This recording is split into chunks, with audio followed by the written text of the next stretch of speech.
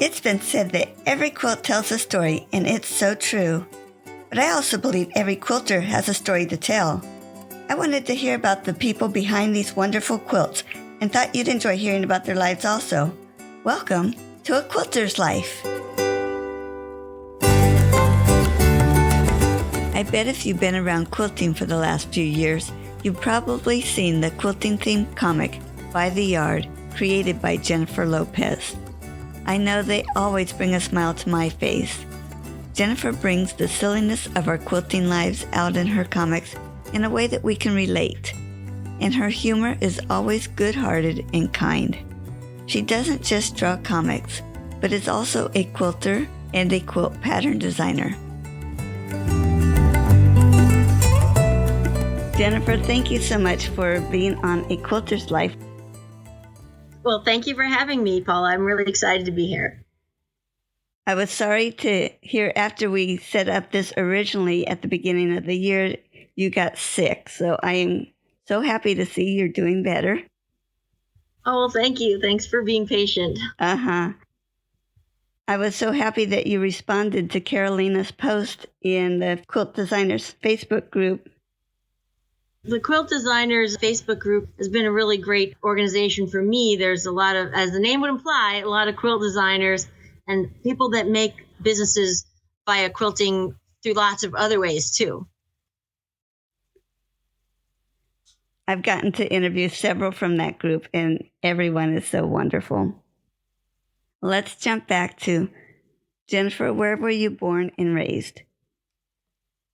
Well, I was born in Haverhill, Massachusetts, but I grew up through the high school years in Amherst, New Hampshire, which was a pretty quiet and quaint, sort of typical New England town. So that was fun. And then later I went to college in Cambridge and then lived in Massachusetts ever since then. So that's how you ended up in Massachusetts. Did you have a special childhood memory? Well, it's kind of funny that you should say that, because a special childhood memory I had was when I was 9, and it kind of eventually related to quilting. When I was 9, my parents took me to Mystic Seaport, Connecticut, and there was a museum there, and it had a dollhouse in it. It had a salt box style dollhouse, and it was magical. It was really amazing. And when I got home, I asked my dad if he could make me a dollhouse. Because my dad could make anything. He built our house. He built a boat. He can build anything. And so asking him to build a dollhouse was no big deal. And so he built me this beautiful, also salt box style dollhouse. And it turns out my very first quilt that I ever made was only 4 by 6 inches. And it was a quilt for the dollhouse. I didn't even realize it, that I was starting out my love of quilts way back then. But I just thought, the dolls needed something for their beds. And I made it out of scraps that my mom had made a fabric wreath for the house. It was like all holly leaves and stuff. So it was a Christmas wreath. Oh, fun. Other than quilting in your comics, did you have other employment? Yeah, so basically I made my career being a software developer and then a software development manager. When I moved to Cambridge, it was to go to MIT, where I got a degree in engineering, became a software developer, and then eventually became a manager and all that stuff. I'd always worked on my comics on the side. Before I had a comic about quilting, I had a comic about being in school when I was in school. And then when I was in the workforce, I had a comic about the workforce. It was called Biz Tunes, and it ran in Worcester Magazine, which is the biggest independent newspaper in Massachusetts. At the time, it was relatively big, but newspapers have since dwindled in popularity, and I was in that for about 3 years. So basically, my comics were sort of drawing off of things that I had done in my life, and then my latest comic, which is called By the Yard, I ended up doing that about quilting because I was lonely for my comic. I had stopped working on the business comic a few years ago. And then by strange coincidence, I met somebody who was really into model trains. And I know you're thinking, well, what does that have to do with quilting, right? But the funny thing is that I found out that like his fanaticism for model trains was as fanatical as mine for quilting. And I noticed that we had a lot of the same habits. Like we started dating and what should we do this weekend? And I'd be like, well, there's a quilt show. So we go to that. And the next weekend, when he's like, well, there's a train show. And we'd go to that. And I noticed that we were both like super fanatical about our hobbies. And I just thought that was really funny. So I started drawing a comic about that. That's how my comic strip sort of got started. Oh, fun. From where you were born and raised, was it that you went to college and that's how you moved to where you are now? Yeah, I just sort of stayed down in Massachusetts. Actually, I guess I didn't explain that fully. I very recently moved to Rhode Island from Massachusetts, but I've always sort of stayed in this New England area. I literally moved a half a mile over the border. So I still feel like I'm from Massachusetts, but I have to keep reminding myself, oh no, you live in Rhode Island now. My fifth grade state that I had to do a report on was Rhode Island. Well, I really enjoy living in Rhode Island. And one of the things I found out since living down here is people are very, very crafty in Rhode Island. There's a lot of makers. They make candles and pottery and woodworking and baskets and quilts and homemade yarn. So it's really been very exciting for me to learn about lots of other types of crafts besides just quilting. Sounds like you're out and about a lot of weekends exploring some of those. Oh, yeah. In New England, regardless of what New England state you're in, fall is a really big time for us, and there's a festival of some kind or another every day in the fall. So that's what me and Train Guy do, is we try to go to all the festivals and meet other crafters. And of course, he also likes vintage trucks and vintage engines, and they all have those kinds of things at these fairs. It's a really great place to be if you're a creative type. Have fun. Is there anything about your family you wanted to share with us? Well, my parents were both born in Saugus, Massachusetts. And like I said about New England, we are makers. And there's an expression here, Yankee ingenuity. People don't buy stuff, they make it. My dad didn't buy a boat, he built it. He didn't buy a house, he built it. And the same is true of my mom. She didn't buy clothes, she sewed them. She didn't buy sweaters, she knit them. So growing up with my parents, I learned woodworking from my dad. I learned sewing from my mom, although she was not a quilter. She made clothing and curtains and things for the house. And I learned knitting and all kinds of things. And I got into all kinds of crafts when I was in high school. My friend and I, who was also very crafty, we would just decide to pick up a random hobby. Like we were made candles one weekend, and then some other time we went and bought glass cutters and glass, and we made stained glass. So my upbringing was very, very creative. And like I said, we really never bought anything. We made things. Wow. All the wonderful experiences you got. It was really fun. I think you just covered a couple of them, but besides quilting, what other crafts do you do or have you done? Well, besides quilting, the craft that I'm most engaged in is knitting and crocheting. That's kind of my sit on the couch and relax craft, whereas quilting is more of a purposeful, go down to your studio and cut things out. And that's a big hobby. You need a lot of space, there's a lot of parts. But if you're just tired and you don't want to break out all the big guns, I like to sit on the couch and crochet things and knit things and sweaters or little decorations, or I like to make those little stuffed animals that are crocheted. Right now I'm working on a little scarecrow. Very, very cute. But a couple years ago, I was at a yarn store, minding my own business, just trying to buy yarn. And there was a bunch of ladies there that were rug hooking. And I was immediately fascinated by this because it looked beautiful and colorful and really fun, because you get that cool hook that you punch the fabric with and everything.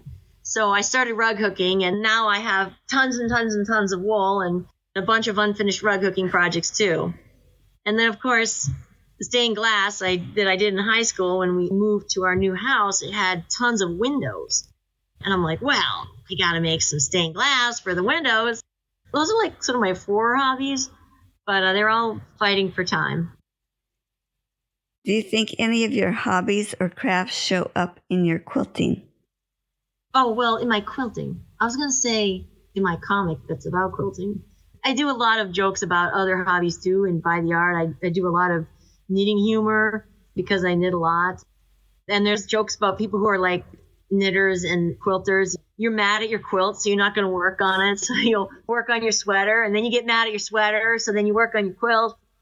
So I guess that's the closest I've really come to the two hobbies intersecting.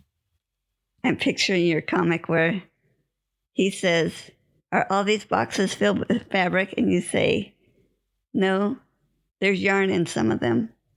That's right. Yep. Like many of the By the Yard comics, I like to joke that they are ripped from the headlines of my life, because that was a real joke that happened when Train Guy and I were moving from Massachusetts to Rhode Island.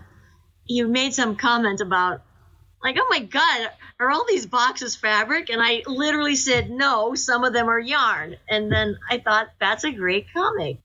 Then there's one that was for Train Guy specifically, when I went over to his apartment and said, "You told me you were done packing. All I see here are boxes that say trains on them." And I said, "What about your clothes?" And this is 100% true. He held up this tiny little plastic bag that was like a grocery bag. And he said, "Oh, I got my clothes right here." So he had like 10 boxes of trains and this tiny bag of clothes. So I made a comic about that too.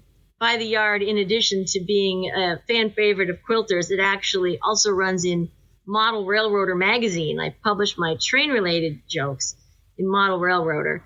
Since I started doing that, I was really excited to see how many train and quilt couples there are out there. I'll get emails from one or the other saying, "I'm into model trains and my wife is into quilting." Or I even got one where the woman was into model trains and her husband was into quilting. So I think it's really fun, because my thesis for why this happens so often is that creative people just tend to attract each other. And just as I was joking about how we were hobby fanatics and that's why we ended up getting together, I think a lot of people do that. Creative people only understand other creative people. It makes life fun. So, who introduced you to quilting, or how did you start to quilt? Well, it was very funny. The only quilts I ever made when I was young was the dollhouse quilts. I made a few, 3 or 4, something like that, not a lot. Then my best friend from college was going to adopt a baby. And I'm like, "Oh, this is a big deal. You're becoming a parent. This is your first child. I really need a good gift." And my friend and I, we've been friends since college, which is forever. And we always make each other ridiculously crazy, over-the-top, elaborate, handmade gifts. And we've been doing it for years. And so I felt all this pressure, like, "Oh, she's adopting a baby. It has to be good." I felt like just knitting the baby a sweater wouldn't be enough, because, the baby's going to outgrow it. I go, "We need something that's more of a keepsake." And I was like, "How about a quilt?" But I had never made a quilt before for humans. I'd only made them for the dolls. And so I kid you not, I went to the local fabric store, which was called the Fabric Place. It was a big fabric store in Massachusetts for many years. It's now out of business. But I went into their quilting section, which I never go in, because I used to just go into the garment section. I was really big into making my own clothes. I said, "Well, I want to make a quilt, but I don't know how." So I went to the book section. I fanned through this wire spinner rack, and I found this book that said, "Log Cabin, Quilt in a Day." It was from the Eleanor Burns Quilt in a Day series. And I didn't know who Eleanor Burns was, and I didn't know she was into this quilt in a day thing. And the cover was really beautiful. And the cover had a picture of a vintage sewing machine, which was the Singer Red Eye. I think it's really like the Singer 66 or 99 or something like that, but it's commonly known as the Red Eye. And I have one of those that my grandmother had given me years ago. So I just fell in love with the cover because of the beautiful picture and the sewing machine that I owned myself. I'm like, "Well, this looks good." And I flipped through it, and there's lots of pictures. I'm like, "I think I can figure this out." So when I bought all these adorable, cute baby prints and stuff like that, and that was my first experience. And it was a really good experience because Eleanor Burns did a fantastic job explaining how to make a quilt. And she also uses that quilt in a day method, which makes it a lot faster. I was working as director of engineering at a software company at the time, and I didn't have a lot of time. So the fact that it was kind of speedy helped out a lot. So I finished that quilt and I sent it to my best friend, and she loved it. She still has it. And now the little girl went to college, and she didn't bring her quilt with her, but she still owns her quilt, and she keeps it in her room, I think on a chair or something like that. I thought that was pretty neat. And once I realized how the log cabin method is really fun because you get to pick out like the center color, which is usually red, and then you pick out 3 dark colors and 3 light colors.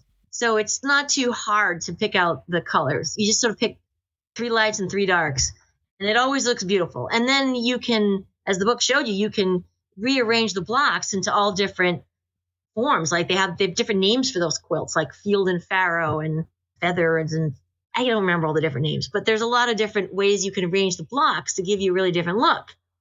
So after that, I just started churning out these log cabin quilts for everyone I knew. I made some for my mom. I made them for relatives. I made some for myself. Then I ended up having another baby, so I made one for him. It was really my go-to pattern for a really long time. So did you ever get to where you could make one in a day? No, not at all. I sort of had it broken down to like cut it all out in a day. You can sew all the blocks in a day if you already cut it out, I think. And then after that, the quilting process, I discovered there was a thing called long arm quilting that you could pay other people to do for you. That was life-changing for me because the first one for the baby, I machine quilted it myself and it didn't turn out that great. You know, it turned out kind of lumpy. Then I started sending them to the machine quilter and of course they were fantastic. So I mostly do that now. I just don't have the equipment to quilt them myself. Yeah. Now, whether it's a quilt you made or that you've seen somewhere, do you have a favorite quilt? Well, as I mentioned, I have a favorite block pattern, which is log cabin. It's still my favorite even to this day. But there's a quilt that I really admire, and I would never make it in a million years, but it's amazing. I always appreciate seeing people's interpretation of the Dear Jane quilt, the quilt that has something like 1,200 pieces or something like that. And I always fantasize that it would be amazing to make one, but I know that I would never finish it because I get distracted by new projects so easily. I always love admiring other people's Dear Jane quilts. Let's put it that way. Yeah. It's good to know our limits, I suppose. Yes. With quilting and all the tools available to us now, is there a tool that you are so happy you have? Absolutely. My number one favorite tool that I have is my 1953 Singer 301A vintage sewing machine. I love that thing more than anything. And I always joke, if my house was on fire and all the humans were safe, I would run back in for that machine because I love it. I mentioned that I got an engineering degree. I have a mechanical engineering degree, actually. And so I love machines. This thing is a beautiful work of art. It's all aluminum. All the parts are metal. It only weighs 15 pounds. And it sews perfectly every single time. I know there's lots of really neat computerized machines out there, but I cannot bring myself to buy one because I just love my 301A. I bought it on eBay, actually, because it was the sewing machine that my mom had. So I grew up using it. And then when I became an adult, I was like, hey, Mom, you know that old sewing machine you used to have? I said, can I have it? And she said, no. and I was like, what do you mean, no? You don't use it. She wasn't using it anymore. She was using some other like modern sewing machine, but she couldn't give it up for the same reason. So I bought one on eBay when eBay was brand new. I was so excited that I was able to find one. I assume they're getting harder to find, but I guess there's a lot of people that have things in their basements or attics that they don't remember are there. Probably, but you're definitely right. They're getting harder to find as like the whole world knows how eBay works now. And so a lot of times in the past, you used to be able to find stuff that people were getting rid of, but now it's more like people know that they can sell these things. So you can find them if you're willing to pay a lot more for them. I think my machine was not very expensive because I got it in the early days of eBay, but I think in more recent times, the price has gone a lot up. But I've been very, very happy with it, and it ran as good as my mom's. And I found this crazy old guy who's a sewing machine repair guy who fixed it when it had problems. So I'm good for now. What part of the quilting process do you really love, or do you like each step along the way? Well, for me, I think the best part is the piecing, because then you get to see your colors come together and you can see like a whole block. I usually work in quilts that are based on blocks as opposed to like the big, like modern things. And piecing is the most fun for me. I put together a few blocks, put them up on the design wall, take a look at them. And then, like I was saying, in the case of the log cabin one, you try them in different directions and get different looks. So that, to me, is the most rewarding part. Please share your worst quilting experience. Well, I would have to say that my worst quilting experience is one of the things that happens when people find out that you're a quilter is that they want you to fix their old quilts for them. At first, I was like, oh, of course I'll fix your old quilt for you. And so a family member asked me to fix her son's baby quilt because it had gotten tattered and she wanted to keep it as a keepsake and possibly give it to his child. And I'm like, sure, go ahead, send it to me. She sent it to me, and it was basically a box of rags. It was a disaster. It was basically unsavable. And I didn't know what to say. What I should have said was, I'm sorry, this is completely unsavable, and sent it back to her. But I didn't, because I felt like I had promised. So it was really difficult to save any part of that thing. What I ended up doing was I cut it in half, because one half was just completely ruined. And the other half was mostly ruined, but sort of salvageable. So I cut it in half, and then I used pieces from the throwaway half to patch the holes in the remaining half. And I managed to sort of cobble together half of a quilt. And I was actually really embarrassed by this because I was thinking she's going to be so disappointed. She's going to be mad that I cut it up. And after I cut it up, I was thinking I should not have even cut it. I should have just sent it back and said, I'm sorry, I can't do it.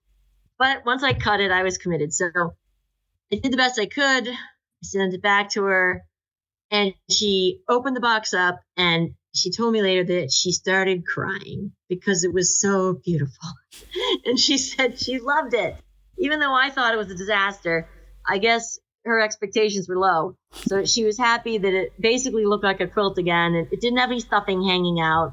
And all the patches, there was a lot of patches, but I tried to like match the prints up for where the patches were. And she said it was really beautiful. And now she had something to hold on to until her son became a father. So I don't know if she ever gave it to him, but she was happy. And after that, I vowed that I would never fix someone's quilt again. And people have asked me just recently, a friend of mine saw my By the Yard comic and said, oh, I didn't know you were a quilter. I have this old quilt that has a few holes, and I'm wondering if you could fix it. And I said, thanks for thinking of me, but absolutely no. So that's just not something I can do. That's not in my wheelhouse either. Yeah. I said, I think you should just fold it up and keep it as a keepsake, but don't try to save it. There are so many things that we can do with our time, but as quilters, we keep coming back to our quilts. Why do you think you quilt rather than spending your time doing other things? Well, I think that quilting is very appealing because I'm a maker. I've always been a maker. I grew up in that household where people made everything. I think that it's very rewarding to go to the fabric shop and see all these beautiful colors. And what I do is I go there. I don't have an idea in mind. I just look at the fabric that's there. And you get ideas like, oh, this will look really great as a butterfly or a dragon or, whatever. You get ideas from the fabric. And then when you get home, you get to implement those ideas in the fabric. And quilting is relatively easy. Some quilting is a lot easier than stained glass. Stained glass is wicked hard. You got to cut it. You got to grind it. You get cuts on your fingers. And it's very difficult. But I've been sewing since I was 5. So sewing is super easy to me. So it's a way to realize your vision about what fabric could look like. And so I think that's what keeps me coming back time and time again, even though I have more quilts than I could ever use. You're always going to make more because you have new ideas and you want to see what they're going to look like. So that brings us to, who do you make your quilts for? Mostly I make my quilts for my family members. I always make a baby quilt for anyone in the family. Now my kids are bigger, so I want to think about like bigger quilts for their rooms, like their dorm rooms and things like that. And then also I was developing sewing patterns for a while there, and I got into making quilting patterns. But still I was keeping a lot with like the little kid theme and the baby theme, like things that are cute and things that are cartoony, things that have eyes, big cute eyes. So I'd say that the most quilting that I do is to support my quilting pattern design sort of side hustle. I was doing that for a while before I started the cartoon. And now I'm definitely spending more time on the cartoon than I am on patterns, but I still do patterns. Well, the patterns you made are still available, right? Yes. So my patterns are available at sewfun.com. It's like the pun, SEWFUN, so fun. They're mostly baby stuff, baby quilts, and then like cute tote bags with little cartoon faces on them. I have a whole line of Halloween bags that have cute Halloween faces on, but they're all made from the 2.5-inch strips. So again, that's the influence of Eleanor Burns. Like she started me out with this 2.5-inch strip thing, and I just kept going with it. And then I did some Christmas pillows and some other tote bags and things. So there's a lot of like cute faces made out of the 2.5-inch strips. That's really fun for me because it's kind of like cartooning and quilting together. Yeah, I can see that. Do you have a special quilting project going on right now? Well, actually, I just finished a really cute project, and that is a girl from my knitting group. We were throwing her a baby shower. And so, of course, she was going to get a lot of knitted gifts, right? I wanted to do something neat for the decorations because we were going to be outside in this gazebo kind of porch thing. And so I made this cute fabric banner. It was 22 feet long, like little triangles with all the little things that she liked. She liked purple and little hearts and cats and flowers, and very cute for like a baby. So I made this enormous fabric banner. It was adorable. And then when the party was over, I gave it to her. I said, you can use it for the baby's room. You could turn it into little bibs. I don't know, whatever you want. So that's something I just finished.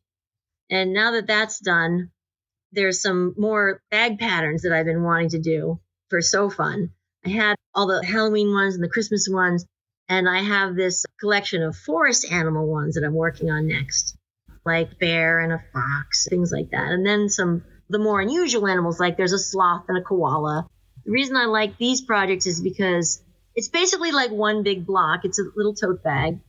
There's a small kid-size one and a larger adult-size one for like books or magazines. The reason why I like these projects is because it's quilting still, but you only make one big panel. It's like 16 by 16 inches, and it's a cute animal face. So that way, if you like quilting, it's very satisfying. You get to put together a cute block, but you don't have to make 50 of them. So it's sort of an intermediate quilting project that you can do in like a couple of evenings. So I'm hoping to get those out soon. Got a little bit behind this summer because it was such a busy summer, but I'm hoping to get those out in the fall time frame for So Fun. That will be great to look forward to. Share a quilting tip. Well, there's a lot of good quilting tips out there, but I'm going to say that the best quilting tip is to keep your desk clean. Keep your bench or your desk clean. When you're working, it gets all piled up with little pieces that you cut off and blocks that you finish and stuff like that. And when you get tired, the temptation is to just leave it and then go take a break. But then the next time you want to work, it's a mess, and you have to spend a half an hour cleaning before you can get to work. So even though people that know me are going to laugh when I say my tip is keep your desk clean, I really think it is the best tip. So that like when the urge to strike, not even the urge to strike, but when you have time to quilt, because sometimes you have to carve out those little bits and pieces during the day. When you have time, you can just go down there and do it. So that's my quilting tip. That's a good one.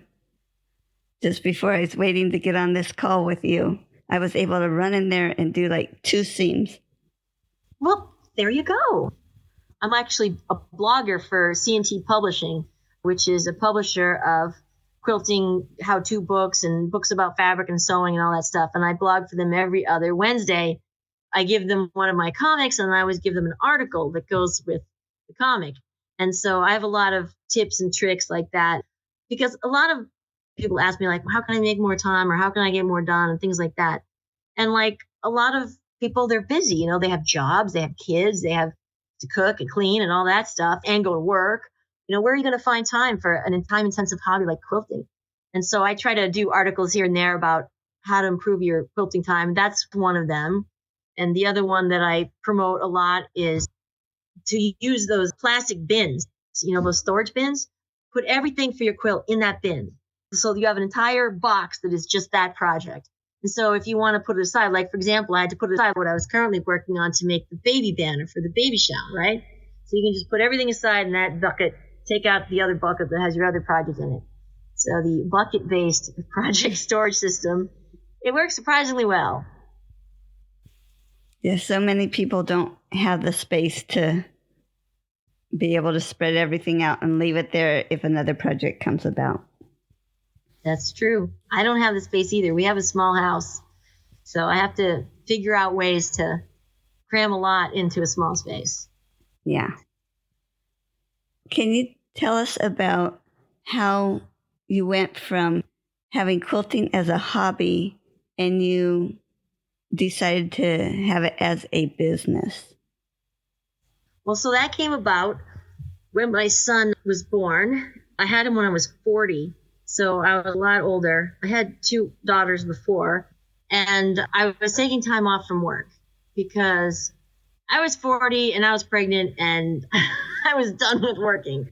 And it just so happened that my company experienced a round of layoffs right at that exact time. And I was like, I'm not going to be on fire to go back to work because pregnant and 40 and unemployed, I'm going to do something else with my time.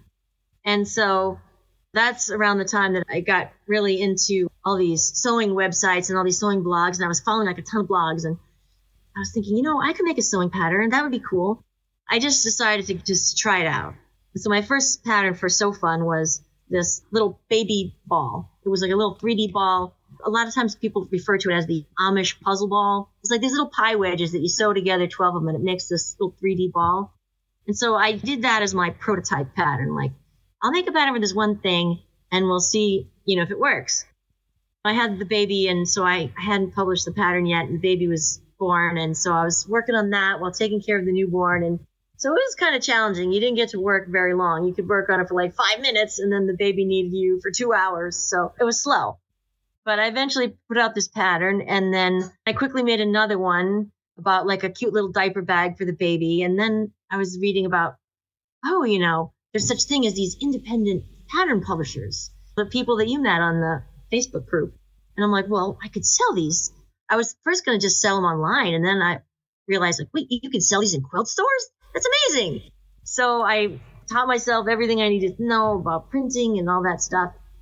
Unfortunately, because of my cartooning background, I already knew how to use all the graphics design software to build the pictures and everything, support the pattern. I ended up partnering with a company that's now defunct that exclusively sold baby sewing patterns, and the patterns took off. I only had 2 when I launched my sewingSoFun.com business, and they took off. It was just amazing. That's what sort of launched that. And then I did some baby quilts on top of that and more bags and things like that. That's kind of how So Fun got started.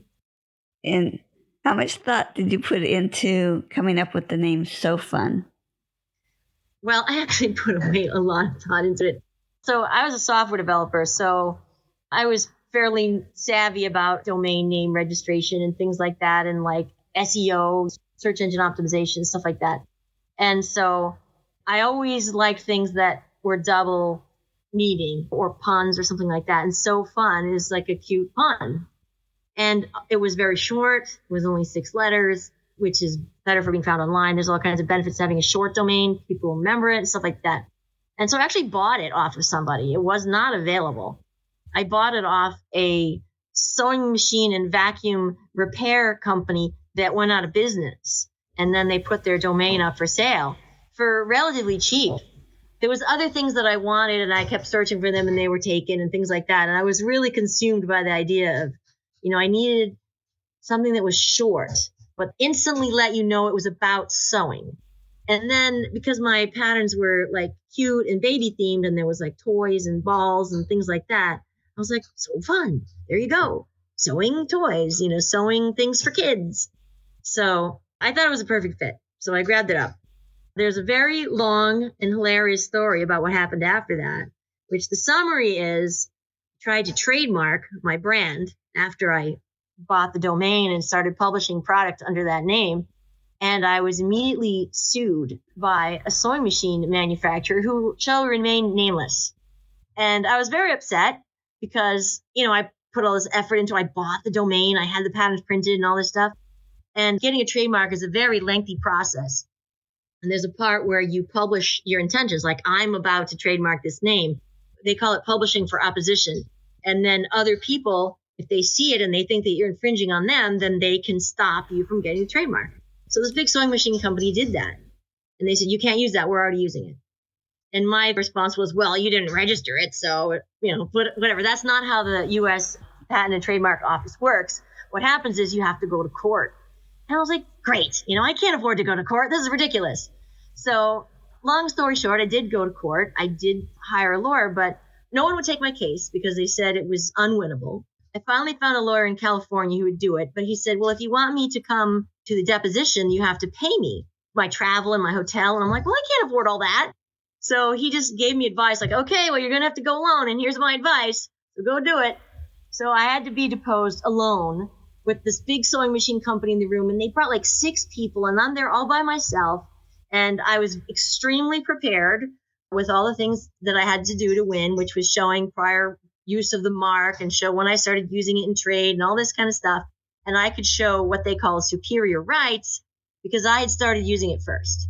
And the law says who's ever using it first in commerce belongs to them. Right before we went to the deposition, the company offered to let me share the mark with them. Like, okay, we can both use it, but you have to let us have it too. And I was like, no, all or nothing. It's all mine or all yours, but I'm not going to share it. So after the deposition, they said, okay, thank you for your time. And I left and I didn't know what to do. I'm like walking home by myself, wondering how it went.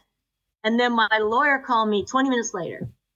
And I'm like, what happened? What happened? He said, they dropped their opposition. The mark is yours.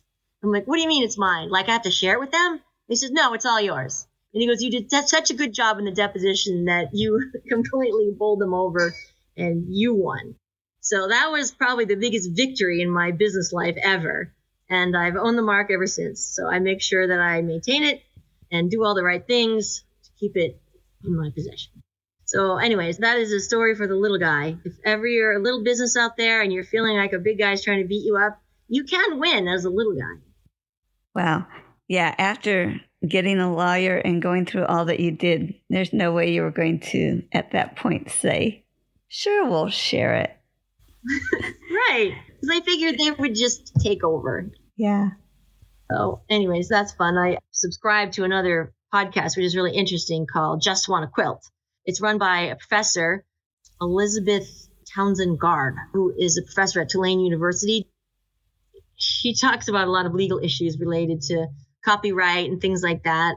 So I shared my story on her podcast one time. I guess that just shows you that there's a lot of things that when I first started that I wasn't aware of. Like I wasn't aware of trademark, copyright, and all that stuff. I've learned a lot about that since then. It's just like any other business. You think about it from the crafting angle, and that's all you really want to think about.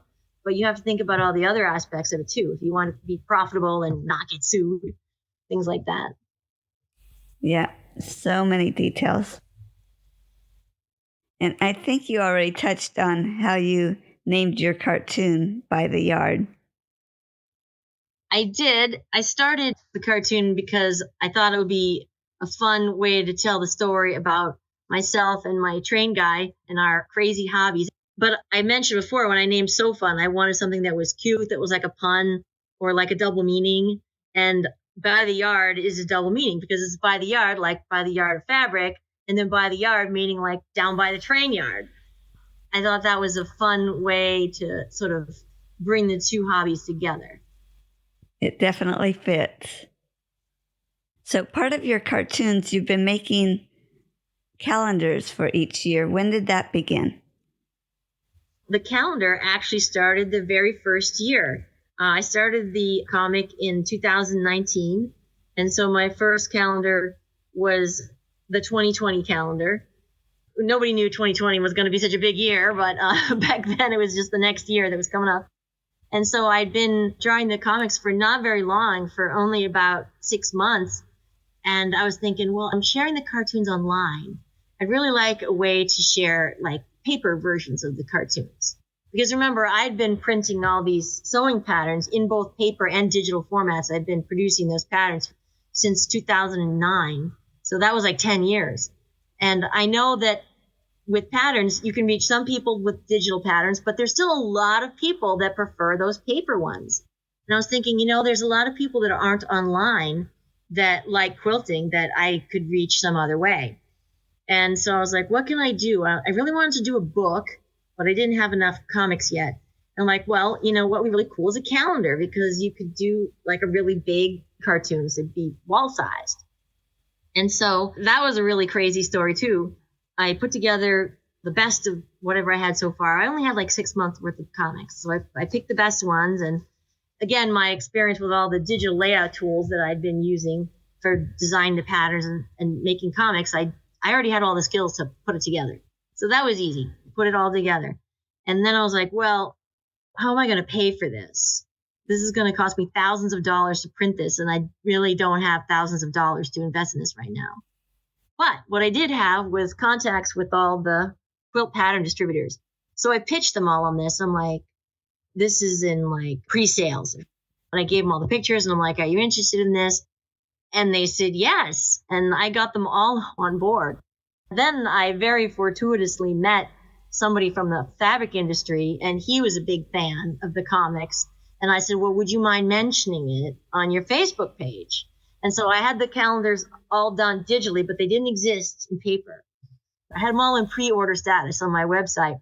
And he mentioned it on his website, and I sold 3,000 calendars in like 4 days to quilt shops, because he was a fabric manufacturer. So all of his Facebook fans were quilt shops, not individuals. So I sold dozens and dozens and dozens just on those first 3 days. Then I had all the money that I needed. I had more money than I needed to print it. So I printed it, shipped them all off to the quilt shops, shipped all the pre-orders off to the distributors, and we were in business in a matter of a week.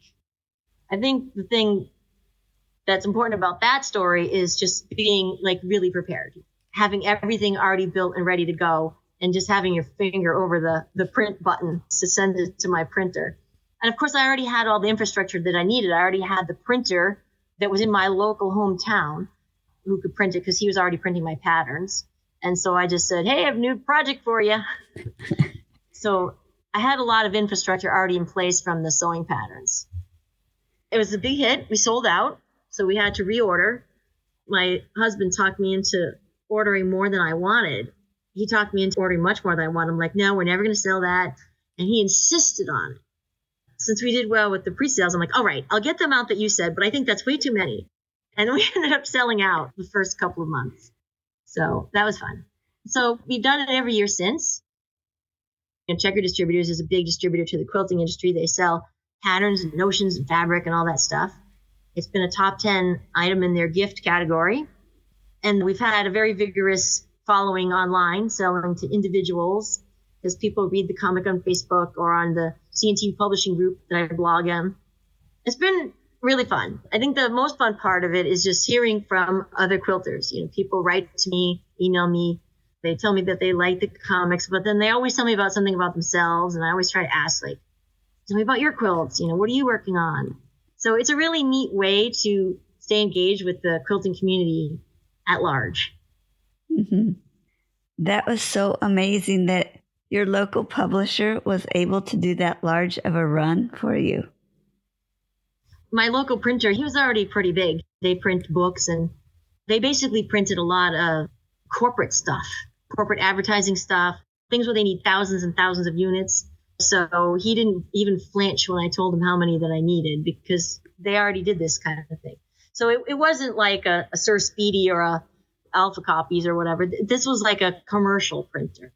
So they were used to working with big businesses, and the volume wasn't a problem for him. Wow. Your cartoon was able to get into magazines or newspapers. What kind of connections did you have for that? I didn't have any. Just cold called people. I didn't know anybody at all. And so I just cold called people.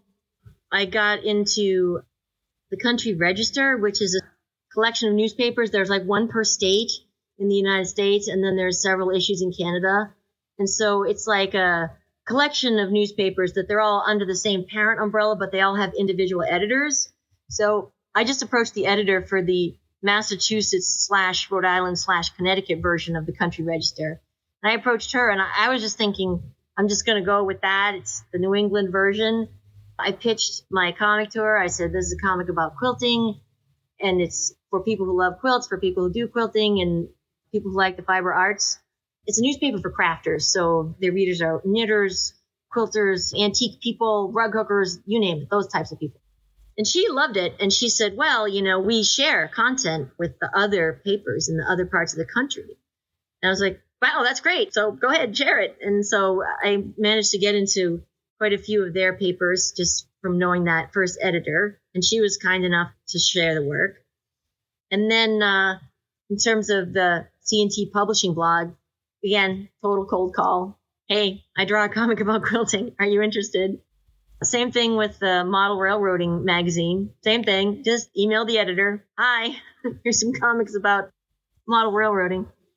So I guess I would say my advice to other people that wanted to sell a quilting related product is just cold call people.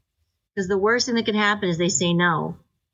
People have said no, and then it has led to other things. Like I met the guy who founded Quilt Folk magazine. It's a fascinating story. It's an amazing publication. If you guys haven't read it, you've got to read it. It's a beautiful, big, thick, like coffee table book, but it's a magazine with no ads. All it is profiles of quilters. And they're not necessarily famous or anything, just quilters that he meets in the world. And so I originally pitched my comic to him, and he said, no, it's not fit for our magazine because it's the cartoony style doesn't really suit us. But we'd definitely like to interview you as a material for the magazine. And by then I had moved to Rhode Island, and they hadn't done the Rhode Island issue yet. So back in January, I think it's issue 23 of Quilt Folk. This big write-up about By the Yard and some cute pictures and stuff. So you just never know who you're going to meet in the world. So be nice to everyone and try. And even if they say no, just stay friends with them, because it was a solid 4 years later after I first met him that he asked me to be in the Rhode Island issue. It took him that long to get to your state, right? Yeah, because that's it. He wasn't going to do it until we got to Rhode Island. But the point is, he didn't forget me. He remembered the conversation we had, and he remembered me sharing my portfolio with him by email. So he must have liked it, because he remembered when it was time to do Rhode Island, like, don't forget to call that cartoon girl. Actually, I originally pitched him when I still lived in Massachusetts, but they hadn't done Western Mass, which is where I was living. And then it just was very lucky that I moved to a state that they also hadn't done yet, because their publication goes by state. They interview artists on a state-by-state basis, and they're working their way through the country. So it was just dumb luck that I moved to a state that they hadn't done yet, and dumb luck that he remembered me. But it would have never happened if you hadn't reached out to begin with. That's right. And all I did was just send an email to the address on their website. I'm going to jump over to your patterns for a minute. Do you remember putting that first pattern out and someone bought it? How exciting was that? I do remember that. My first pattern, I put it on Etsy, and the first person that bought my pattern was a relative. And I was like, thanks, but, come on, I would have given you a free one. But at first, I was not happy about that. But and I was like, okay, that's all right. And then it was like a few days later, someone who wasn't a relative bought a pattern. It was the little puzzle ball. And that was really fun. And then again, the only way I ever got anywhere with those patterns was by cold calling people. Because back then I did not know all the buyers for all the distributors. I didn't know anybody. So I just started cold calling people, and I found that website where the lady sold mostly the baby patterns. And again, just cold called her, and I said, hey, I've got this pattern. At the time, it was one pattern before I'd even made the baby bag one, just one. And she said, all right, I'll buy 50. And I said, 50? Oh, my God. I was just unbelievably excited. I'm like, absolutely, I'll mail them right away. And back then, I didn't have a printer. I was printing them at Staples. Printing them at Staples is not cheap because they charge a lot per page. So I had to go and print 50, and then I folded them all up and I shipped them off. And this is no joke.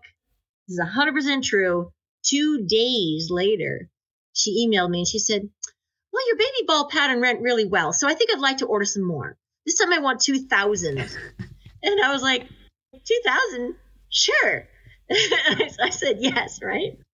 And I was thinking, there's no way I can print 2,000 of these at Staples because, number one, the quality of their printing isn't very good. And number two, folding all of those things, it would never work. So it was a mad scramble to find a printer.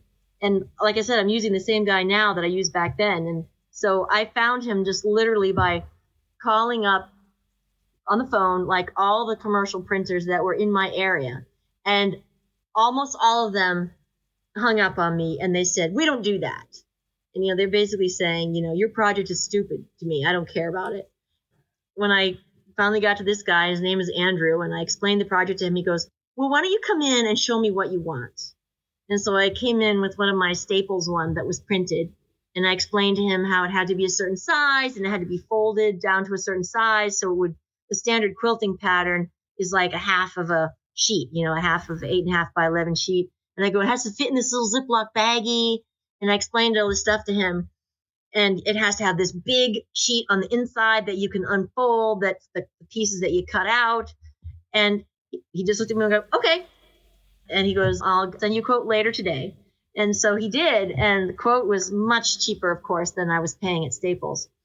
And he was going to fold it. They had machines that will fold it for you. And because I folded the first 50 by hand, I was thinking trying to fold 2,000 by hand would kill me.